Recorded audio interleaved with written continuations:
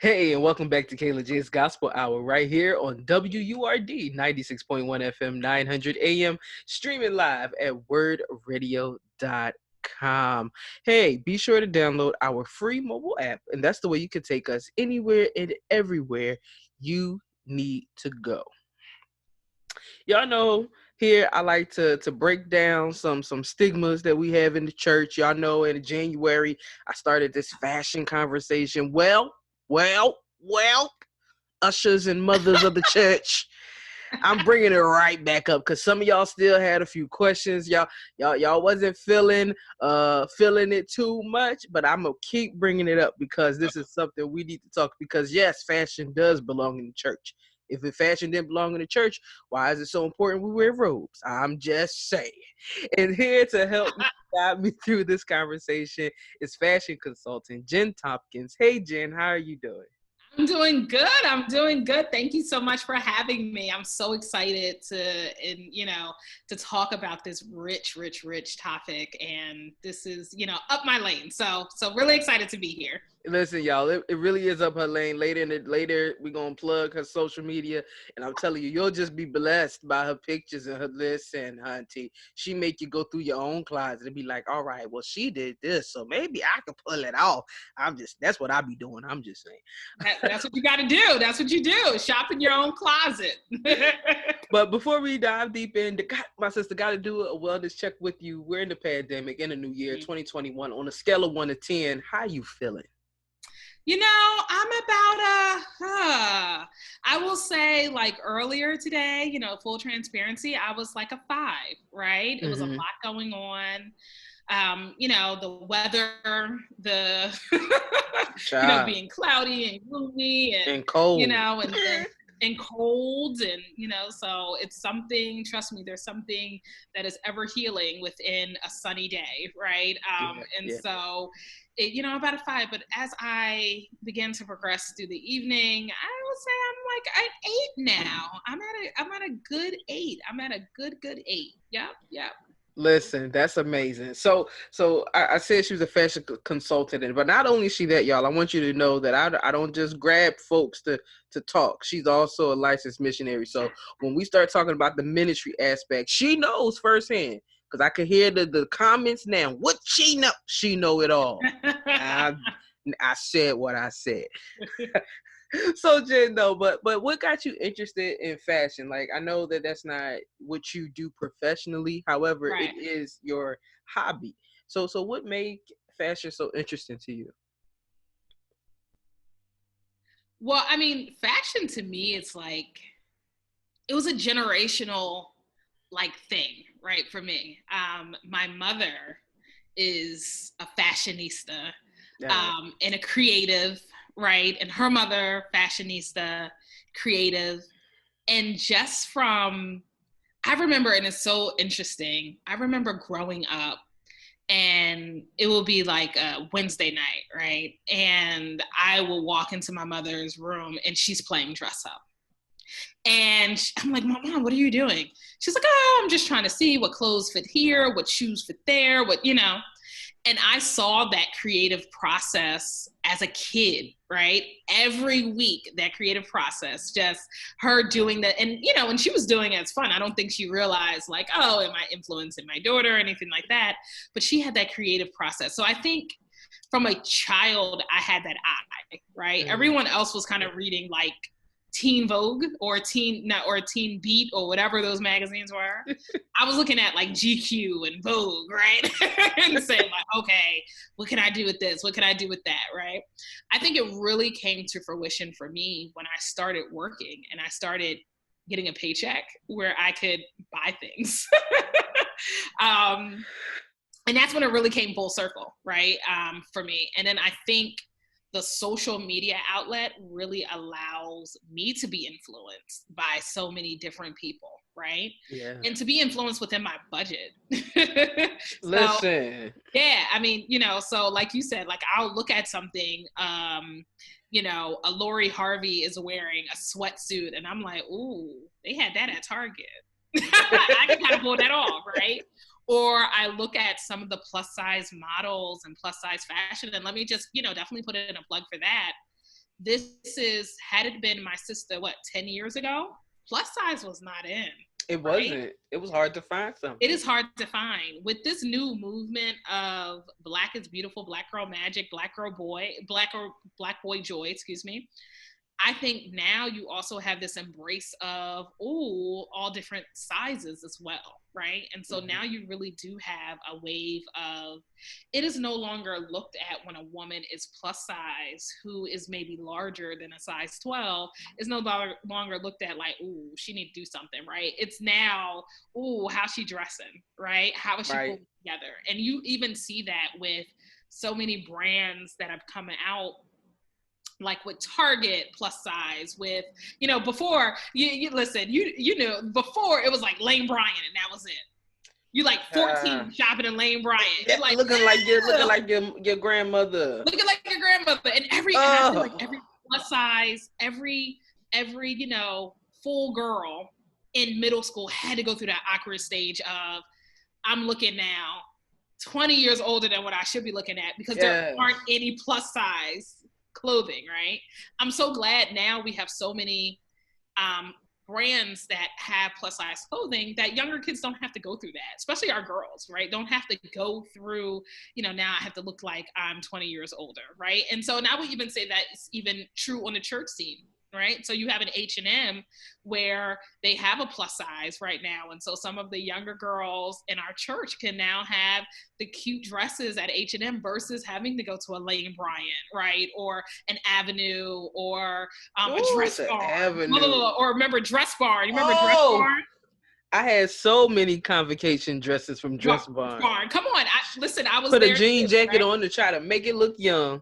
Right.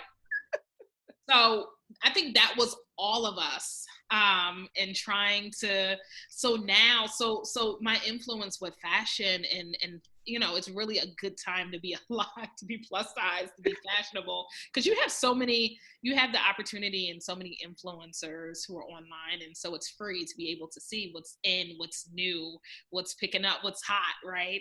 And then I'm also a sneakerhead, so it's so interesting. My sneaker game is I love sneakers.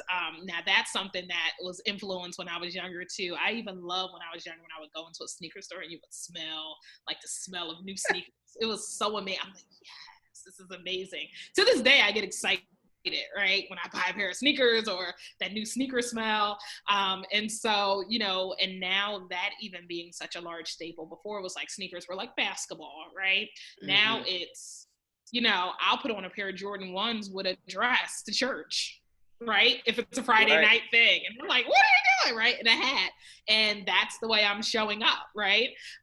But, I feel like there's so many different outlets now. And so you can be, influenced so many different ways. So for me, the love of fashion just continues to grow. And what I do, I just shop in my closet and I say, ooh, I'm going to create that look. Come on here. I'm going to create that look because, being fashionable, being truly fashionable is also knowing how to make things work without going broke, right? So you see those people all the time who they're super fashionable, but every 2 seconds they buying, a new outfit. And it's just like, okay, now don't get me wrong. I like going and buying outfits. But a lot of times, and I tell folks, if you look at my Instagram, I'm mixing and matching, kind of simple items and really making it work. And that's truly fashion, right? I can take what's on a mannequin in a heartbeat. No, how do we mix? How do we match it? How do you put your own kind of, special signature on it and flavor on it, right? And so, and that, I will say that influence definitely came from my mother and seeing her kind of mix and match. And so that's the way, I do it now. And so before a convocation, before a workers meeting, it's this whole prepping time that you have, and it, right?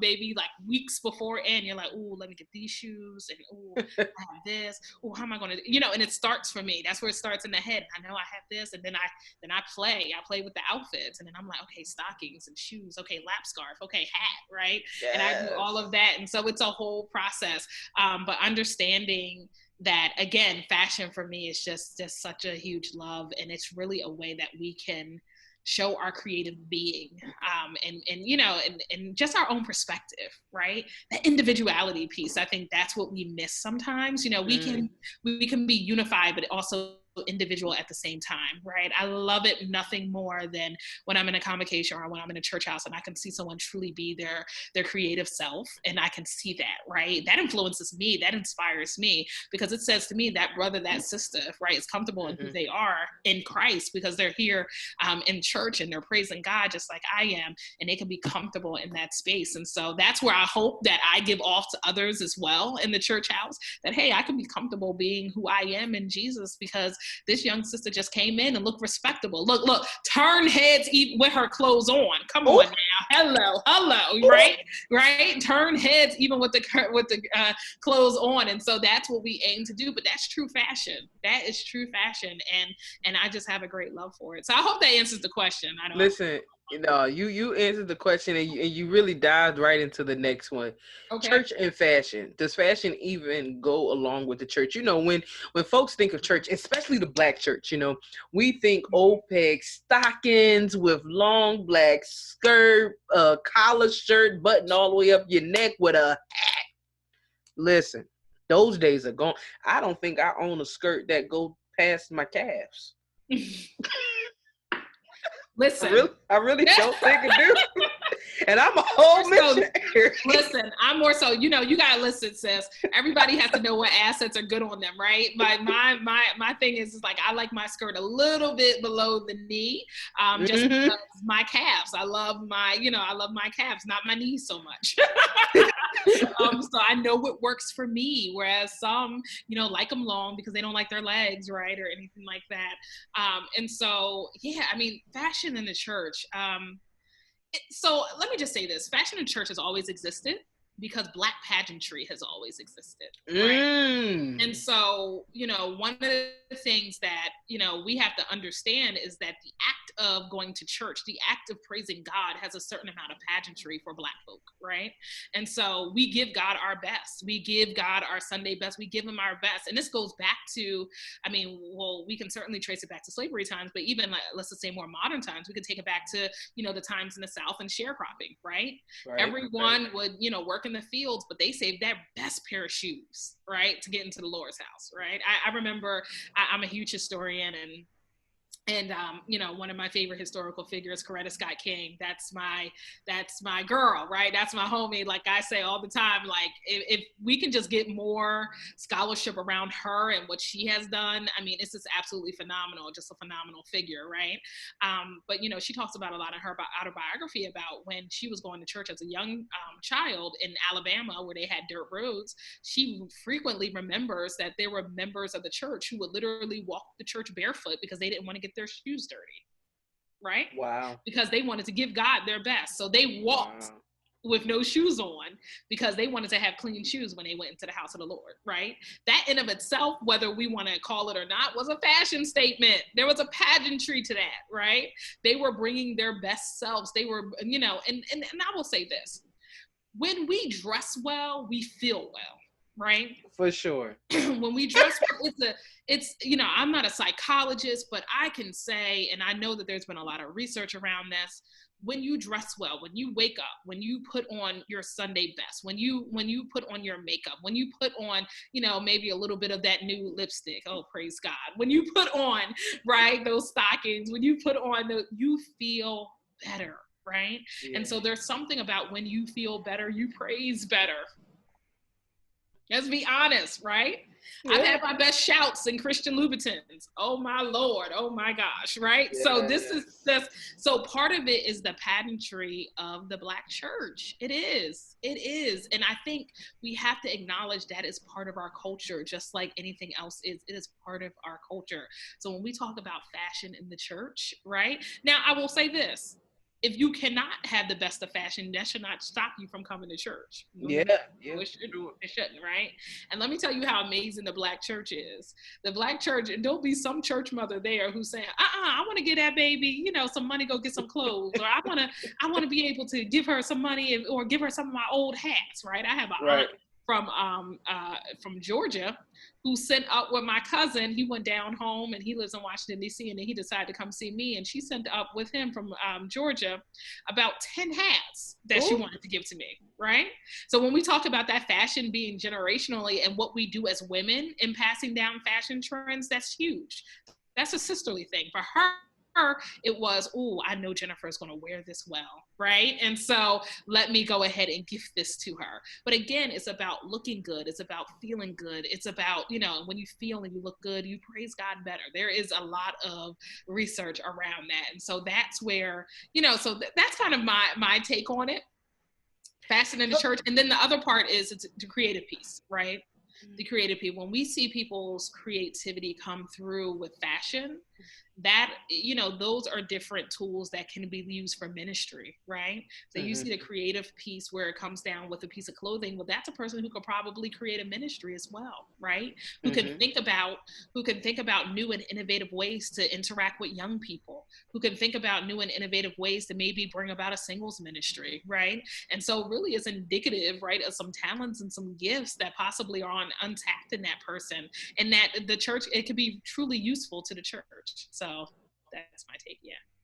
That's a good take. Let's move it a little bit from the Black church, but I see the Black church still moving this way. Yes, we have the pageantry, but with this new wave of churches and new wave of Christendom, I'm gonna say it like, you have the Michael Todds and the John Grays, where you walk into church and everybody got on jeans and fitted caps or snapbacks and sneaks and sweat. Like, that's the thing.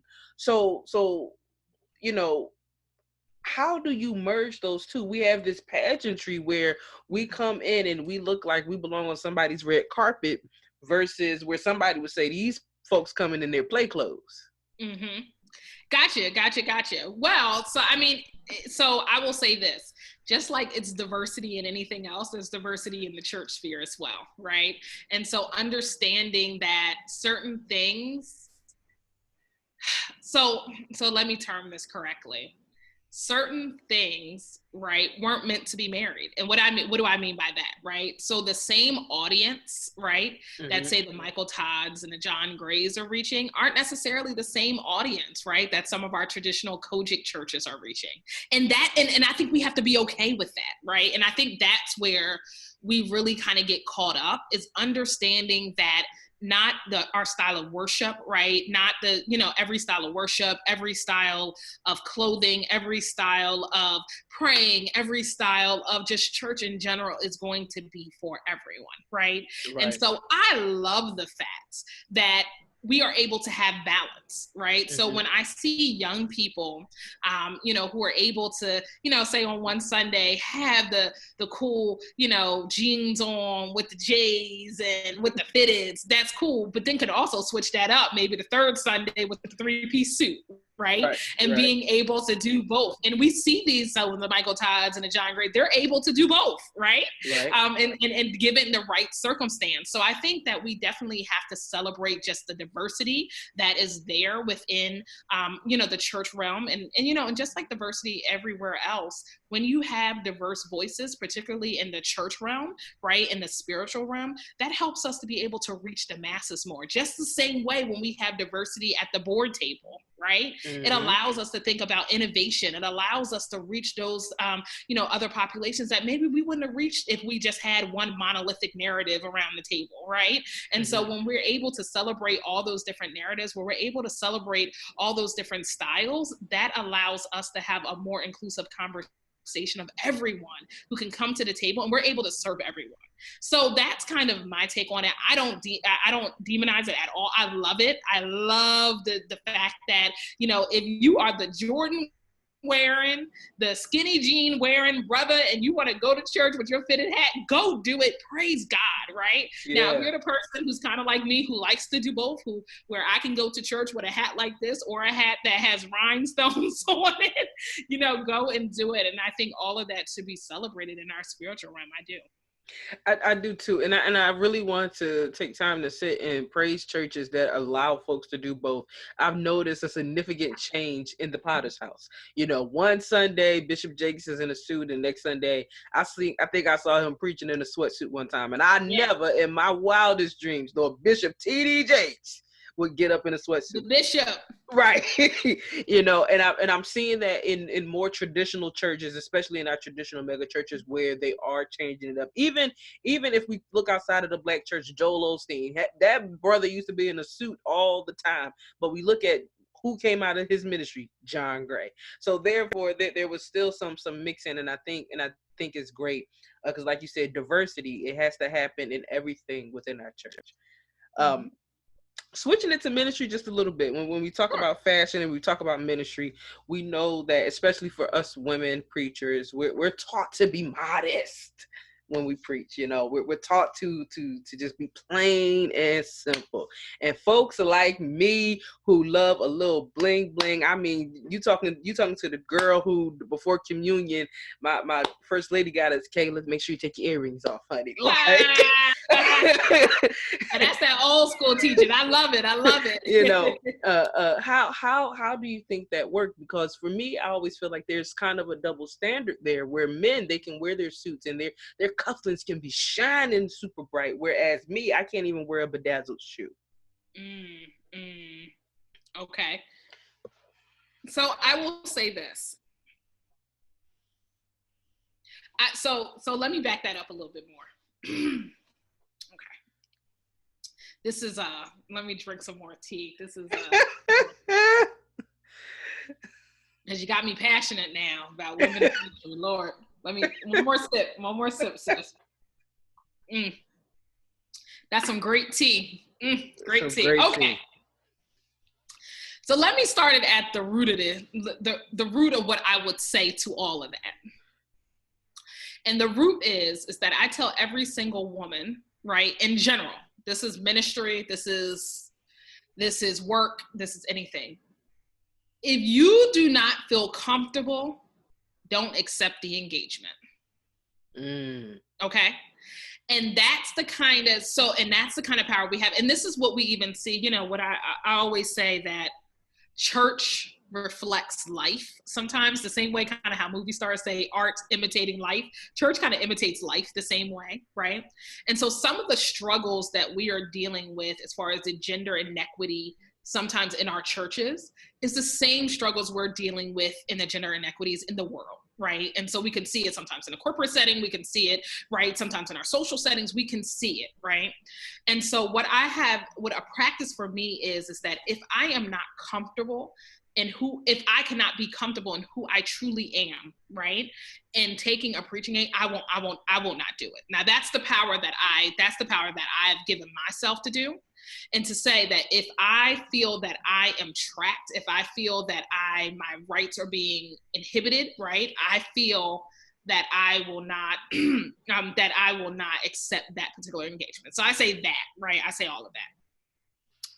Now, on the other hand, with as far as that definitely can be a double standard, right? Mm-hmm. Where if I can't wear my bling shoes, and I'll be honest, if I was in a situation like that, I probably would just recuse myself out of that situation, where if it was because of the fact that, you know, I can't wear my blinged out shoes, but a brother of mine can kind of have, you know, everything on and not be excluded. And I've seen that happen, right? Oh yeah. In so many churches, Kojic, other, you know, not necessarily Kojic churches, other churches, as well as, you know, individual Baptist churches, AME. I've seen that happen. And it's like, whoa, what's going on, right? Yeah. Where women's creativities have been stifled, whereas men are allowed to kind of allow that to bloom. Right. And I will say in any situation like that, like I said before, you really do want to, you know, again, if you feel like that definitely hinders your rights and your personhood, then definitely don't take an engagement like that. So that's kind of like how I want to kind of overshadow that. But just speaking very plainly, yes, it definitely is a double standard. And to me, what we have to do as women is be able to take the power in order to speak truth to power, right? Mm-hmm. Be able to say, ask the questions of why.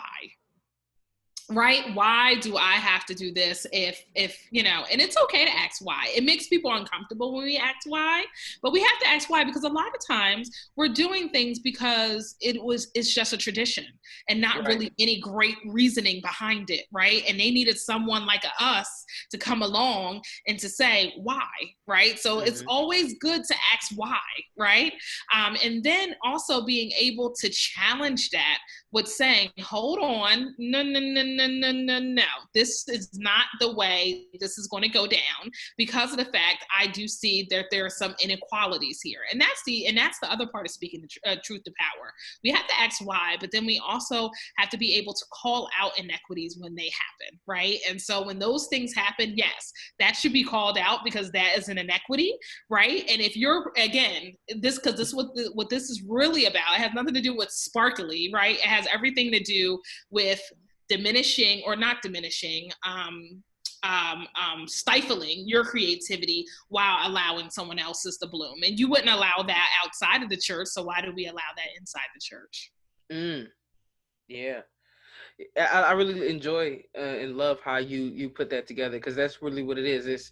It's stifling the creativity of the woman. I just look at it across all denominations. The men get up and they're for lack of better words, they're fabulous. You know what I'm saying? They have their, especially now that glasses are in, they have their designer frames, they have their golden watch, their bracelet, the lapel pin, the tie clip, the sparkling ties. And that's the man preacher. And then sparkling ties. Whoa. I've seen some, I've seen a few. And then you switch to the woman that's getting up to make the announcement, and she got on a straight up plain black dress with a pearl necklace. Yeah. Now I will say this too. So let me get the other part of it too. I will say this. Some of our sisters just are kind of plain Janes. Yeah, for sure. So I will say, just to kind of put that out there to the audience. So to all my sisters who just like to wear your plain black dress, that's cool, And I know for me, when I do go out and preach, I typically keep it very plain. I'll probably wear like a pearl earrings and a black dress, stockings, and I may have a little bit now. I will say my shoes are usually funky, a little bit funky, and so I love them because they have, maybe like a little sparkle or a little what do you call it? A little puff ball or something along those lines, just because that creativity can't be stifled, right? I need it somewhere. And usually I do the black dress because it's just very easy to maneuver, right? When you're preaching, especially if it's, especially when you're thinking of altar call and all of those things where you really got to kind of get down into it, right? And so, and so for me, sometimes it's comfortability, right? But again, I think this goes back to what I initially said about the idea of if you feel like your rights are being or your creativity is being stifled, then those, we have to take the power back and understand these may not be the places for us, right? Or if we're going to stay in these certain places, how are we going to enact change in order to move the needle? And that's the call of the action, right? That's the call to action. And I will say this, breaking, what the meme will talk about breaking generational curses, but breaking generational norms is not easy. It's not at all. It's not easy, but somebody has to do it, and someone has to be the trailblazer for just some new change. Because the thing about it is that as we have, and I think COVID-19 has taught us this lesson to eons and above, is that church is not going to be as normal as what we thought it was going to be, right? When we get back from this, we're going to have to be ready for people walking in with skinny jeans and all that other stuff because, we've been hanging out at home for a year. And we can't turn them away. I think that's the really big part of it is that, for so long, the norm has been, you should not have to, but you should look this certain way. And with COVID, it really has to really has made people get out of the mindset of what it should look like.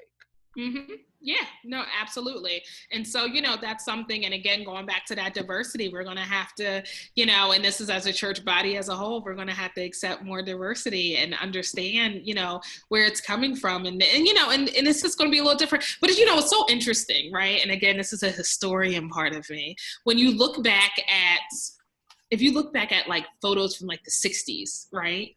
Because the fashion in the 60s were shorter skirts. When you look at some Kojic churches and some, those who are like preachers' wives and everything, they had on shorter skirts, right? Because part of that was the fashion statement of the day, right? That was so just like they were able to break generational norms, because I'm pretty sure there were some people who are very upset with the fashion trends of that time. It's the same way we're kind of doing it now, right?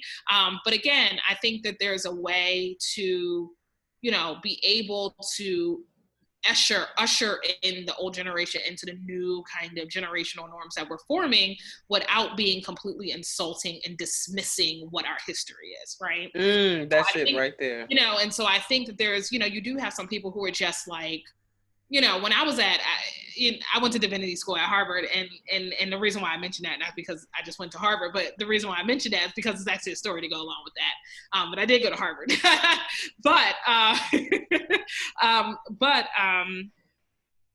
I never forget, a friend of mine was like, we had all different diversities kind of religions there, right? And some of our more liberal brothers and sisters, they would, do things like, oh yeah, God is a she, and God is this, and God is that, right?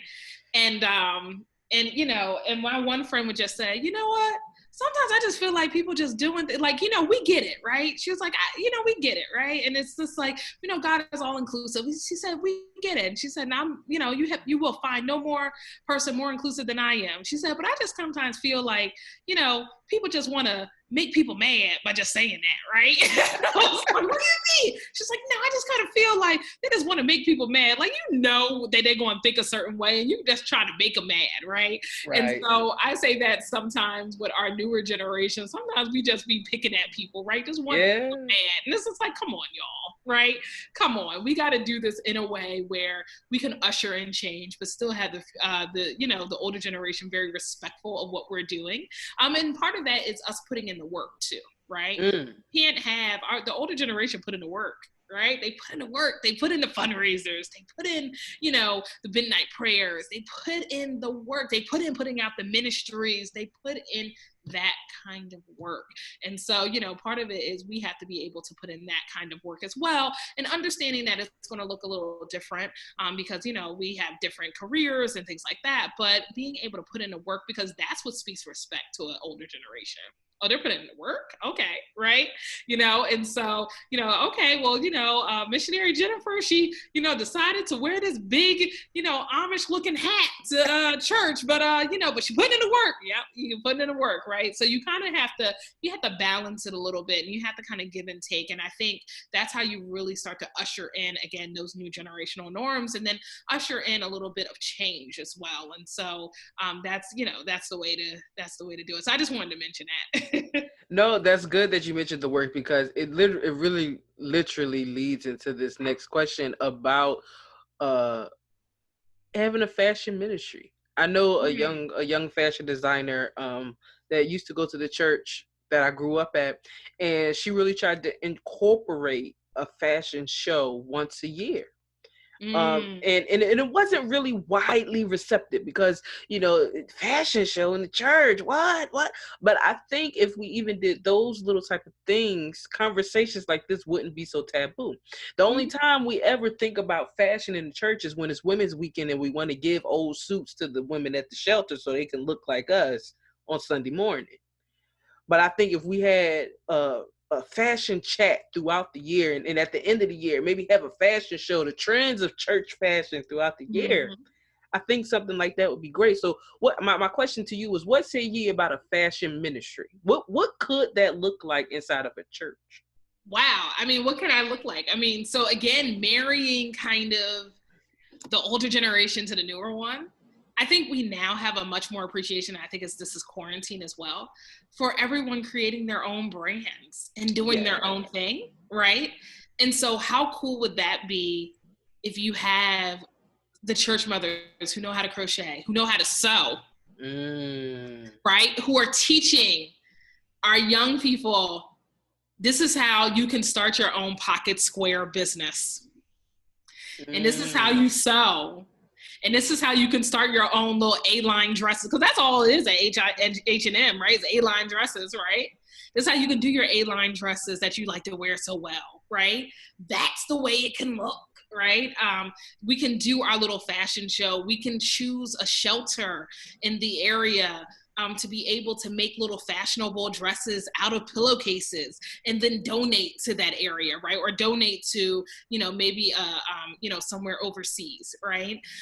We can do a fashion ministry where we're, doing, say, the fashion show, or we're helping the choir, right, with their fashion for annual day, right? I mean, so there's so many different ways that creativity can be, we can do a fashion ministry where we're creating stoles for the pastor. Why does it always have to be Mozados, or I'm not exactly sure of their correct name, but you know what I'm talking about. Yeah. Who creates the stoles, right? Why can't we be doing that and creating stoles out of, out of African prints, right? And out of, dashiki prints and things like that. Why aren't we doing that, right? Yeah. So that's the way it can look. It can look like it's really buttressing a community. It's really helping the church within itself. At the same time, it's nurturing that creativity while gaining skills. How many young people probably would love to sew if they were only taught? Yeah. That's fashion, right? How many young people would love, right, to design maybe their own little hat? That's fashion. How many young people would love if you got 2 or 3 laptops and downloaded an application and had somebody come in and teach little fashion merchandising, through code? How many young people would love that? So we can look so many different ways, and there's so many different areas, and there's so much creativity that can go into it. And, and who knows, it could be a fashion ministry. I may take this back to my church now, sis. Hold on, we thinking. Hold on now. But, it could even be, hey, before we start sewing, we'll have a little Bible study, and then we'll have some cookies and some, come on, it can look like all of that, right? It could look like, let's crochet some scarves for your Christmas gifts, right? Mm-hmm. And crocheting, they've actually also crochet is something, and I know I took it up when I was in high school. Crocheting helps with anxiety, right? When young people, to be able, now we're so sensationalized and everything is high resolution. I mean, everything's screen time and, all of that. That creates a certain amount of anxiety within children. It creates anxiety within us, right? Not having to be plugged in. Something like a crocheting where you see, you constantly see your results that helps with anxiety, right? Because you can do it at your own pace. That helps with anxiety. So it's so many different things that fashion, it points to, right? So many different things. And there's so many different ways we can go with that. There's so many different ways. And so, wow, I got to write these ideas down, sis. I'll take it back to theist, Listen, go ahead. But these are wonderful ideas that you had, of crocheting, teaching them how to sew, because then like you said, that's a life skill. I know I don't know how to crochet and sew, and it's simply not because no one tried to teach me. It's because I don't have the patience. Yeah. I tried, and I was like, nope, this not for me, Lord. I will buy my clothing. But these are wonderful ideas, and I think that is a wonderful way to incorporate fashion. And this is also the other thing. If you're doing it that way, some folks want to say, hey, you want to make sure that the skirt is below the knee. This is your fun way of doing it. So now you got their skirts below the knee, but it's in a way and a style that they like and that they will wear because they made it. That's exactly right. All you need is a pattern, right? For one dress. That's all you need. Right. Then you up there and listen, young people can hand sew their own dress, an 8-line dress. You can hand sew that. Right. Yeah. Listen, this is great. Our time has to come to an end because I got to start playing the music. They're gonna be bad if I don't finish out with some more music. But if people want to follow you and get encouraged by your stylish style, I was trying to be smooth and it didn't work. But if people want to if people want to follow you and look at your style and look at your flavor, where can they do that at? So definitely follow me on Instagram. So at Gentrified, so JENNTRIFIED, Gentrified. And so I'm also under Chair Lady Jenn as well. And so it's Chair Lady _ Jenn, JENN. And so please follow me on Instagram. I'm constantly posting things about fashion. I'm constantly showing my own fashion. And so definitely follow me and I'll follow you back. And so it's all about collaboration over here. So thank you so much for having me. And yeah, thank you so much for having me. Let me just say that again. Thank you. This has been great. So even at 10:30 at night, this has been perfect. And so thank you so much. You are so welcome. Certainly, again, thank you, Jenn, for coming on the show. Folks, y'all heard it here, Fashion. Be sure to go follow her on Instagram. I'm telling you, her post, her style, it's amazing. You're gonna be blessed. Y'all be calling in talking about the hats I be wearing and my little bow ties. Listen, I'm an amateur compared to my sister right here. So y'all make sure y'all go follow her. But again, this is WURD. You're listening to Kayla J's Gospel Hour. It's time to get back to the music. All right, so here we go.